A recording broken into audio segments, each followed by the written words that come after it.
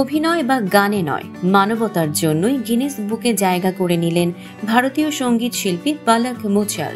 ইন্দোরে জন্ম নেওয়া এই জনপ্রিয় গায়িকা নিজের প্রতিষ্ঠিত পলক পলাশ চ্যারিটেবল ফাউন্ডেশনের মাধ্যমে এখন পর্যন্ত ৩,৮০০ শিশুর হার্ট সার্জারির সম্পূর্ণ খরচ বহন করেছেন। আর সেই অসাধারণ মানবিক কাজের জন্যই Guinness book of world records ও লিমকা বুক অফ রেকর্ডসে উঠেছে তার নাম।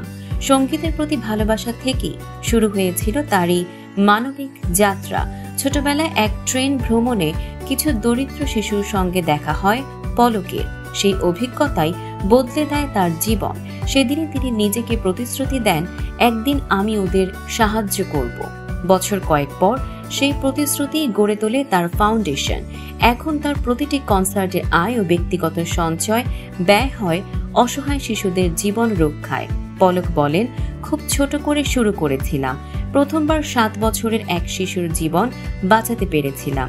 এটাই আমার জীবনের মোড় ঘুরিয়ে দেয়। এখন এটা শুধু একটি উদ্যোগ নয়, এটা আমার জীবনের মিশন। মানবতার এই যোদ্ধা শুধু অসুস্থ শিশুদের জন্যই নয়, বরং কার্গিল শহীদদের পরিবার ও গুজরাট ভূমিকম্প দুর্গতদের সাহায্যেও এগিয়ে এসেছেন। মেরি আশিকি, কন তুঝে, প্রেম রতন ধন পায়ো এসব হিট গানের মতোই তার মানবিক কাজও এখন হৃদয় ছুঁয়ে গেছে কোটি মানুষের।